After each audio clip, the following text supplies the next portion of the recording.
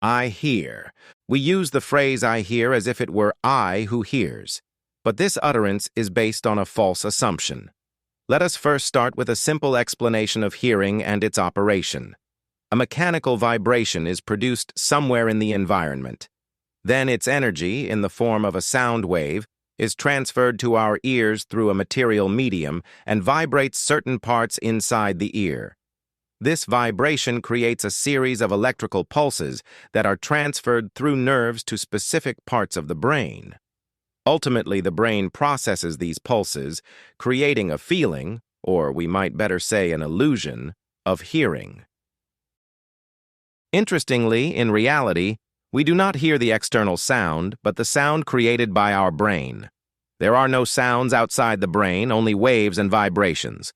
Every brain creates its own sounds independent of and different from those created by other brains.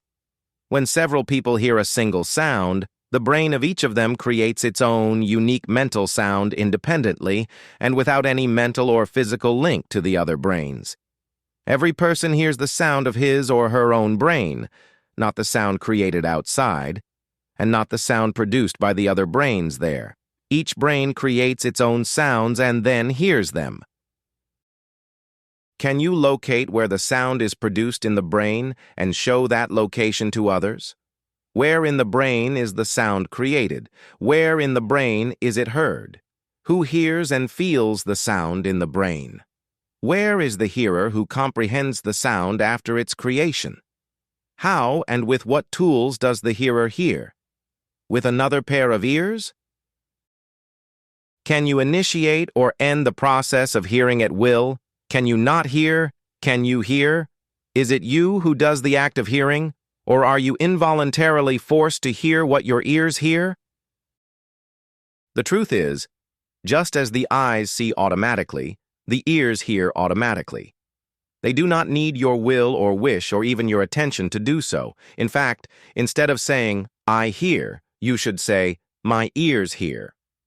Actually, the most accurate description would be to say, the ears hear, period.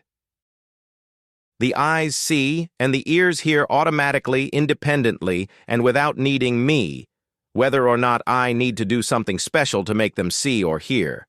Knowing and experiencing these truths frees the mind from the everlasting burden of the two heavy duties of seeing and hearing. You don't need to do anything. They are done, and they always have been done. Even thinking about this fact brings a certain lightness and freedom to the mind. Can you feel this relief? It touches. As a complement to our discussion about seeing and hearing, it might be helpful to discuss the sense of touching. You probably know what I'm about to say. Let us examine what actually happens in the act of touching. How does it start, and how is it fulfilled? The first thing that happens is that the skin comes into contact with something. That contact is converted by the skin into electrochemical data that is transferred by the nerves to the brain. It is not the person, or what is referred to as the person, who touches. It is the skin that touches. My eye does not touch anything, but my skin does. Right? Then the brain processes this data and produces the feeling of touching or being touched. Similar to seeing and hearing, what is felt in the mind is a second-hand recreation that is essentially different from what actually happens in the physical touch between the skin and the object. What I perceive as the roughness of a surface is a feeling created by my brain and is felt in my mental space, not where it actually takes place. There is a vague space between me and that touch, and, as mentioned earlier, it is not clear how I feels this touch and through what means. Is that not so?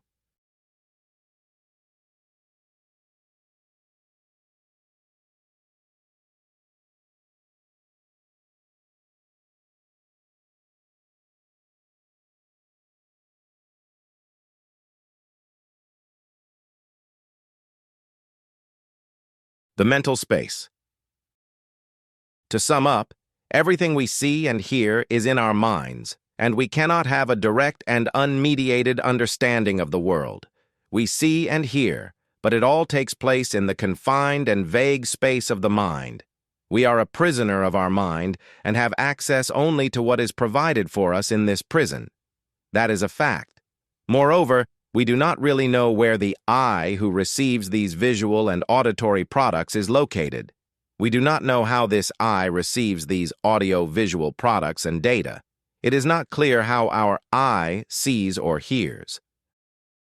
Our I seems to be somewhere in the dark and vague space of the mind, but it cannot be located. That is, we don't know where we are. Where is this person, the I, consciousness or self-consciousness? Where and in which spot is it located? Where is the receiver of the brain's data? Where and how does the I receive the data? Is it basically correct to use the word where for this consciousness? Is this receiver locatable at all? These are seminal questions to which we do not have clear answers. Is that not so? Have you ever tried to feel your mental space? Have you ever tried to find it inside you? Or better yet, have you ever tried to find yourself in this space? If you think about it, the mental space cannot be pinpointed, referred to, or positioned. Its location and dimension are vague. Nothing is known about it. It might be said that the space is created through electrochemical reactions in the brain cells, or at least a feeling of it is produced. Even if we accept this explanation, has anything been clarified? Does this ambiguous answer help us to solve anything? It is not clear what the essence of our mental space is and what its limitations are or are not. Can or can't it be physically measured? Can it even really exist? It might be just a fantasy, an illusion, like a dream. Try to find and feel this strange space through meditation and contemplation in silence and solitude. Where exactly is the place that you locate yourself?